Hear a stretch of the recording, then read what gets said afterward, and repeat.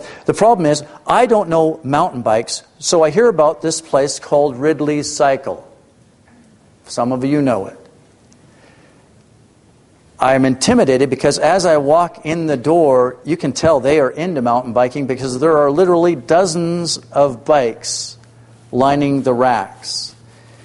As I look around, I get to the staff's exit where their bikes are hanging. Well, they're clearly into mountain biking because those bikes are covered in mud and blood and beer. And I'm greeted by this 20-year-old kid who does not look like a salesperson. He looks like a jock. He's athletic, hair in a ponytail. The guy looks like he could ride mountain bikes up and down hills all day, party all night, and the next morning go hard again. Now, for me now at 50, for me to pull an all-nighter means I didn't have to get up to go to the bathroom. Honey, I had an all-nighter last night. Good for you, sweetheart. That's how wild it gets. So this jock asks me what kind of mountain biking I like to do.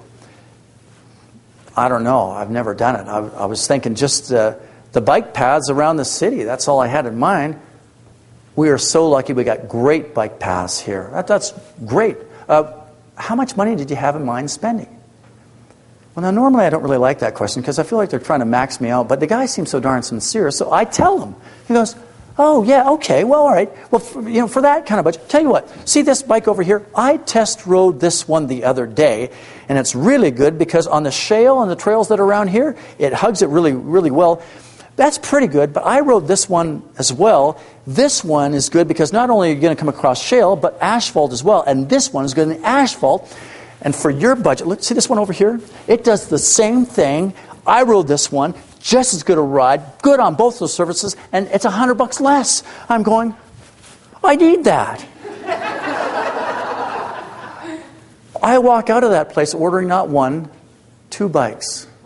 One for my girlfriend at the time. And at time you get that buyer remorse and you think later, you have previous relationships and so on, and I look back and I think at times about how I missed that second bike from time to time. But I bought 2 bikes and I didn't intend to. But what happened was the guy started talking about it. And when he was talking, I was thinking, this is going to be so much fun. It was like, you had me at hello. But what he did was he was talking about his personal what? Experience. Are you talking about your personal experiences when you're talking about your products and services?